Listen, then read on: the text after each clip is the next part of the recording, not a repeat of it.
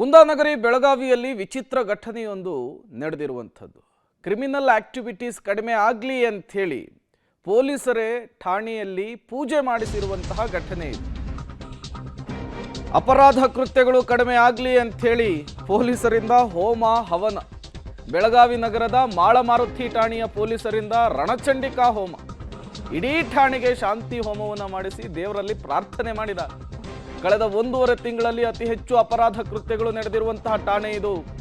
ಕೊಲೆ ಸುಲಿಗೆ ಸೇರಿ 45ಕ್ಕೂ ಹೆಚ್ಚು ಪ್ರಕರಣಗಳು ದಾಖಲಾಗಿದೆ. ದೇವರ ಮೊರೆ ಹೋಗಿದ್ದಾರೆ ಪೊಲೀಸರು. ಪರ ವಿರೋಧದ ಚರ್ಚೆ ಆಗ್ತಾ ಇದೆ.